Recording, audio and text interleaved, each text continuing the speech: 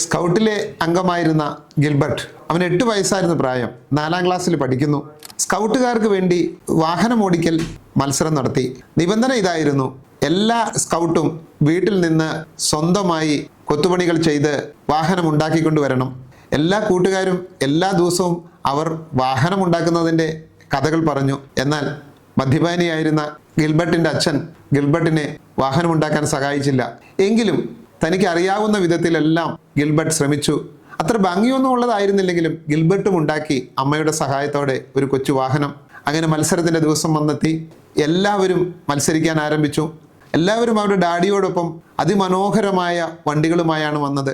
Gilbert താൻ സ്വന്തമായി ഉണ്ടാക്കിയ ആ ചെറിയ വണ്ടിയും. ദൈവാനുഗ്രഹത്താൽ ഗിൽബർട്ടിന് ഫൈനലിൽ എത്താൻ കഴിഞ്ഞു. ഗിൽബർട്ടും ഒരാളും മാത്രം. മത്സരം തുടങ്ങാനുള്ള വിസിലടിച്ചപ്പോൾ ഗിൽബർട്ട് റഫറിയോട് പറഞ്ഞു, ഒരല്പം സമയം എനിക്ക് തരണം, ഒന്ന് പ്രാർത്ഥിക്കാനാണ്. അങ്ങനെ റഫറി അനുവദിച്ചു. ഗിൽബർട്ട് പ്രാർത്ഥിച്ചു. മത്സരത്തിൽ ഗിൽബർട്ട് ജയിച്ചു.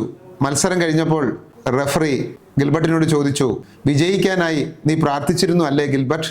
അവൻ പറഞ്ഞു, ഇല്ല, അങ്ങനെ ചെയ്യുന്നത് ശരിയല്ല എന്നെനിക്കറിയാമായിരുന്നു. തോറ്റാൽ കരയാതിരിക്കാനുള്ള ശക്തിക്ക് വേണ്ടിയാണ് ഞാൻ പ്രാർത്ഥിച്ചത്. പ്രിയപ്പെട്ടവരെ, നമ്മളെല്ലാവരും, അല്ലെങ്കിൽ നമ്മുടെ കുടുംബത്തിൽപ്പെട്ട നമ്മുടെ മക്കളൊക്കെ പലവിധ മത്സരങ്ങളിലും പങ്കെടുക്കുമ്പോൾ അവൻ ജയിക്കാൻ വേണ്ടി നാം പ്രാർത്ഥിക്കാറുണ്ട്, നേർച്ച കാഴ്ചകൾ അർപ്പിക്കാറുണ്ട്.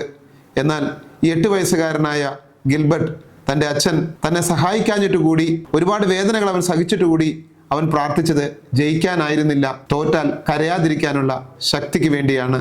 ആ മനസ്സിന് മുമ്പിൽ നമോവാകം.